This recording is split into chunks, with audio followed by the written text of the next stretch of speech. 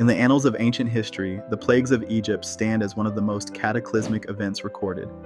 Chronicled in the biblical book of Exodus, these 10 devastating calamities are often perceived as divine retribution.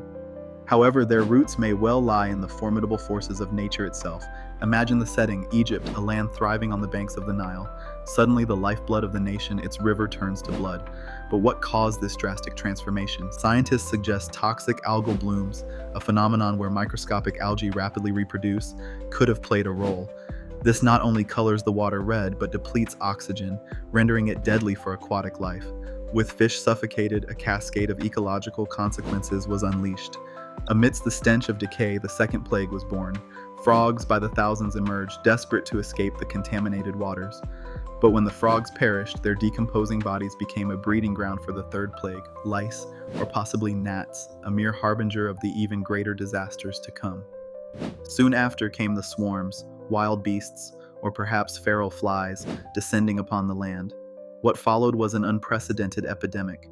Livestock could not escape their fate. Pestilential disease swept through, devastating the herds, likely due to the proliferation of pathogens from the accumulating filth and decay. From here, the skies themselves grew dark. On the horizon loomed a hailstorm of unprecedented magnitude, hailed by the seventh plague. Here, we might see nature's fury driven by abrupt climate shifts, perhaps triggered by a volcanic eruption that propelled ash into the atmosphere. The resultant hail would not only damage crops, but lead to another calamity: locusts. Swarming locust invasions were known to ancient societies, yet when compounded by the preceding devastation, they brought near total agricultural collapse. As darkness enveloped the land, the ninth plague arrived: the mysterious darkness, a metaphorical narrative, possibly linked to the previous climate disturbances that eclipsed the sun. Finally, the 10th plague, the death of the firstborn. Some speculate it might have been disease, spread through contaminated grain stores, or more poetically, the consequence of a series of natural disasters, challenging the resilience of a society dependent on ancient routines now shattered.